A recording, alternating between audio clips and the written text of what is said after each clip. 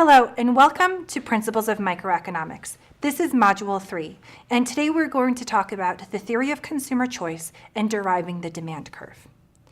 To start off with, when we think about how consumers make decisions about what they want to buy and how much they buy, we think about it in terms of how much they can afford and what their preferences are. So when we will be deriving the optimal consumption point, we will be thinking about it in terms of the budget constraint, how much consumers can afford, and indifference curves, or what we call consumer preferences. The combination of these two will allow us to reach and understand the optimal consumption point. So to start off with, let's talk about the budget constraint. A budget constraint looks at how much a consumer can afford in the purchase of two goods. It takes into consideration both the price of the goods as well as the consumer's income. So let's look at an example here. Let's suppose our friend Charlie has $100 a month to spend on the consumption of two goods, pizza and soda. The price of pizza is $10 and the price of soda is $2. So we want to know how much pizza can he buy if he spends all of his money on pizza, and how much soda can he buy if he spends all of his money on soda. The budget constraint will be a combination of his consumption of pizza and soda based on his income or allotment of income to pizza and soda each month. So as you can see here, the budget constraint is going to look at and connect the maximum points of consumption between pizza and soda. If he spends all of his $100 on soda, then he's going to consume 50 units of soda.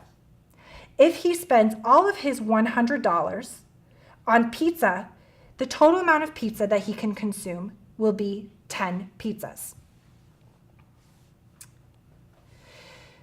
So what we see is that the movement along our budget constraint is going to represent how much more pizza can he consume and how many sodas he has to give up to consume one additional unit of pizza. The slope of the budget constraint gives us the rate at which the consumer can trade one good, soda, for the other good, pizza. It gives us specifically the relative price of good X, the good on the x-axis, in terms of good Y, the good on the y-axis. So remember, when we calculate the slope, it's the change in Y over the change in X. Another way that we can think about the slope is the slope is going to be the relative price of good X in terms of good Y. So here, the slope of our budget constraint is going to be the price of pizza divided by the price of soda.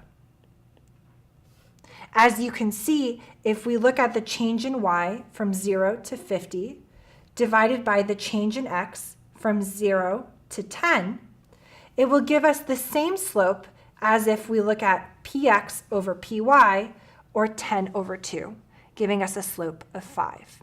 This tells us that for Charlie, if he wants to consume one more pizza, he has to give up 5 sodas. Now, the budget constraint is going to be an important consideration in deciding what a consumer consumes because it limits the consumer's consumption bundles to what they can afford. Now, we will experience two types of changes in the budget constraint. First, if there is a change in income, and secondly, if there is a change in the price of one of the goods. So for example, if Charlie's income falls to $50 per month, what does that mean for his consumption of pizza and soda? Well, if his income is now lower, and he only has $50 per month to spend on pizza and soda, then he's going to consume less soda on the maximum as well as less pizza on the maximum. So we see that the total amount and the total combination of pizza and soda that he can consume declines. So we'll have an equal shift in the budget constraint if we have an increase or decrease in income, because the consumption of both of the goods will be affected. Now, what if we have a change in the price of one of the goods? Let's say that now pizza becomes more expensive. and now it costs $12.50. So at the maximum, now he can only consume 8 pizzas if he spends all of his income, all $100, only on pizza. Okay? Still, at the maximum, if he spends only money on just soda, he can consume 50 sodas. So here what we observe is that we have a biased shift in the budget constraint. And you can see here that the new slope is going to be 625 instead of 5. So now what we observe is that pizza is more expensive in terms of soda. In other words, for 1 additional unit of pizza, he now has to give up 6.25 sodas. Now, income and the budget is not the only thing that influences what consumers want to consume. Each consumer also has their preferences for the goods and services that they want to buy. So when we think about consumer preferences, we think about this in terms of what we call indifference curves. And indifference curves are going to capture equal levels of satisfaction that a consumer derives from buying a combination of 2 goods. Here you can see an example of indifference curves. And again, we can think about this in terms of our previous example of pizza and soda. Here we have 3 indifference curves. Now, on indifference curve 1, we see that our consumer, let's say Charlie, is going to be equally satisfied at any point along indifference curve 1. So he doesn't care where he is, he gets the same level of satisfaction. Now, if he moves from indifference curve 1 to indifference curve 2, he will be happier on indifference curve 2 because he can consume more of both pizza and soda. So we see that Charlie is indifferent between consuming at point C and at point B, but he will prefer point B and C over point A. And of course, if he can reach indifference curve 3, he will be happiest and most satisfied at point D. So there are 4 key properties to indifference curves. The first, as I have just mentioned, that higher indifference curves are always preferred to lower ones. And that's because you get a higher level of satisfaction at the higher indifference curve. Also, as we observe, our indifference curves are downward sloping because to keep the same level of satisfaction, we need to consume less of one good if we are to consume more of the other. If we had upward sloping indifference curves, that would tell us that we are equally satisfied by consuming more and more of both goods, which is not true. We would be more satisfied by consuming more of both goods. Third, indifference curves can never cross. Now, remember, to the previous example that we had, we see that indifference curve 3 will always be preferred to indifference curve 2. This tells us that D will always be preferred to B or C. If they cross, for example, we have indifference curve 2 and let's say indifference curve 3, well, this is going to tell us that point A should be equally satisfying as point B, and point C should be equally satisfying as point B. But clearly, A is better than C. So if indifference curves cross, then we get mixed messages about exactly what a consumer prefers. So our indifference curves will never cross. And lastly, our indifference curves are bowed inward because the amount that we are willing to give away depends on the abundance of the good. So if we have a lot of pizza already, we are more willing to give up a little bit of that pizza to gain more soda. Now, if we have almost no pizza, but a lot of soda, we don't want to give up more pizza for more soda. It is relatively scarce in terms of soda. So therefore, to capture that, we see that our indifference curves are bowed inward. Okay. Now, the concept of the marginal rate of substitution captures the slope along the indifference curves. The marginal rate of substitution tells us the rate at which a consumer is willing to trade one good for the other. This gives us the slope at each point along the indifference curve. Since we see our indifference curves are bowed inward and downward sloping, we can see that the slope is not constant. It's going to depend on how much of each good is already consumed. And we see, as I have just mentioned, the more abundant the good, the more willing we are to trade. The less abundant the good, the less willing we are to trade.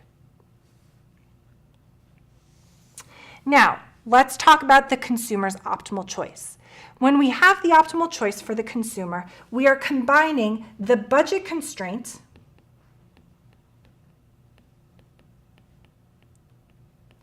with the indifference curves or consumer preferences.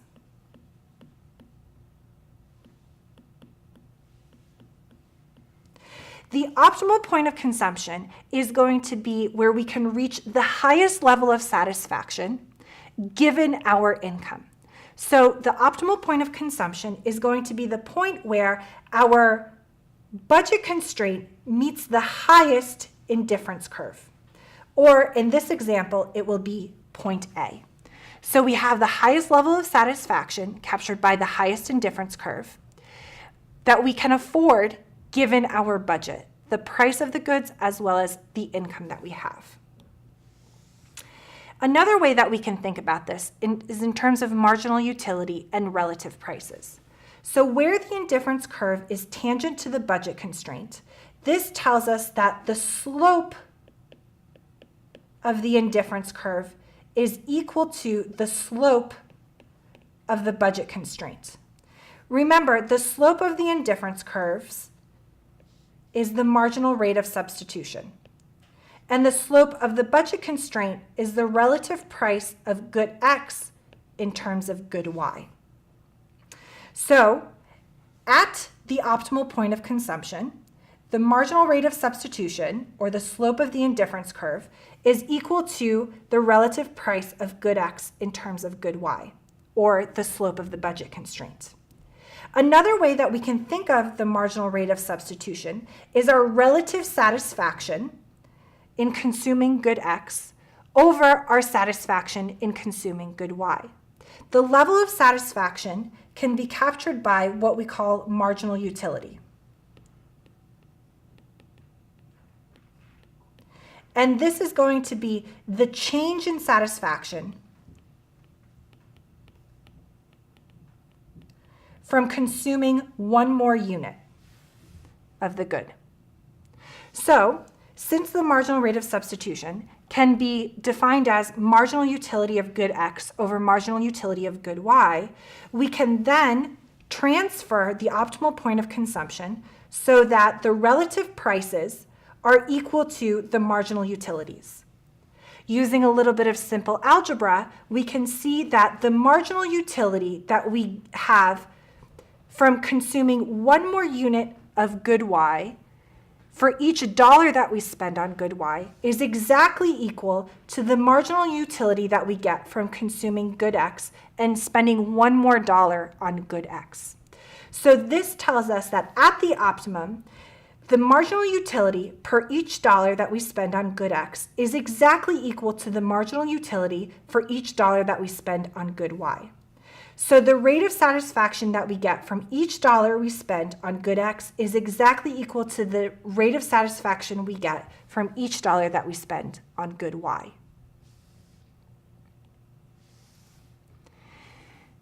Now, when we start to see changes in our model, we need to talk about the income and the substitution effect. The income effect shows the change in consumption that results when there's a price change that moves a consumer along to a higher or lower indifference curve. The income and the substitution effect are going to take are going to occur when we have a change in the price of one of the goods. So for example, if the price of one good falls, the income effect tells us that people feel a little bit wealthier. They still have the same income, but that income goes a little bit farther because one of the goods feels cheaper. So therefore, they're going to get a higher level of satisfaction from the same money that they spent. They move to a higher indifference curve. Now, on the other hand, the substitution effect tells us that when there's a price change in one of the goods, the relative price has changed, and therefore we move along an existing indifference curve. So if the price of one good falls, that tells us that that good is relatively cheaper than it was before in terms of the other good. So we will consume more of the good whose price has fallen and less of the good that is now relatively more expensive. So let's say that the price of good X falls. Here we have good X and here we have good Y on the Y-axis. We start off at equilibrium point right here. Okay? And now we want to see what happens when the price of good X falls.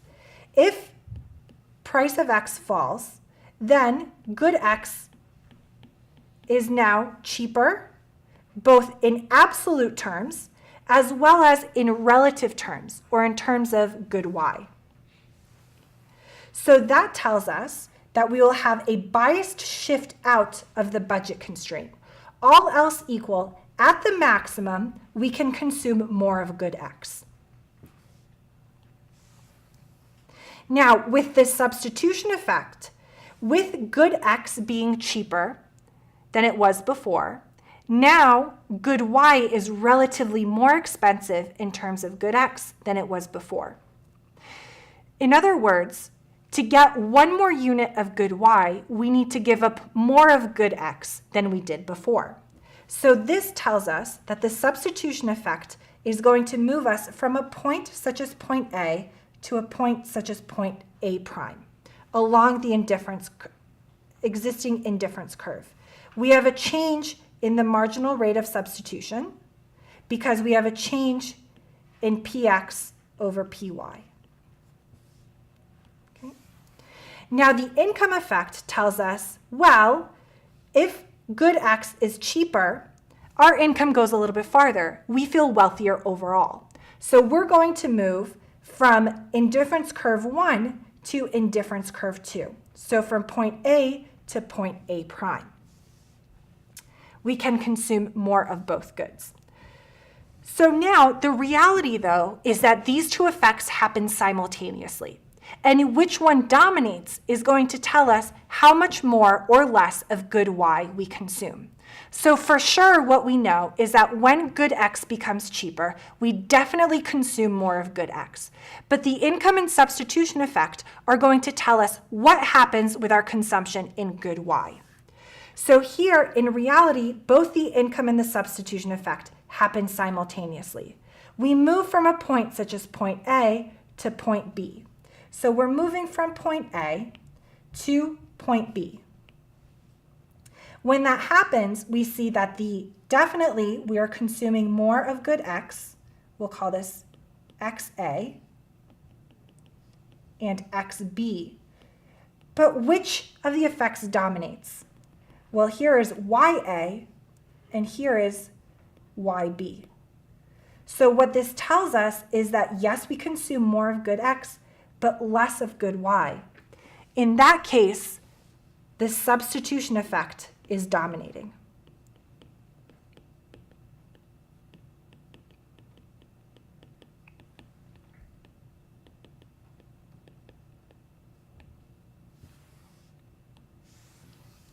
Now, how can we determine the demand curve? Well, remember, the demand curve and the demand schedule gives us the quantity demanded for each price of the good. So what we can do here is look at what happens if the price of good X continues to fall. In this example, we're saying that good X is going to be apples and good Y is going to be oranges. So to determine the demand, we want to see by how much does good X change when the price of apples is changing. So we move from equilibrium point A to B to C. So here, what we are saying is that in budget constraint 1, the price of apples is $1.99.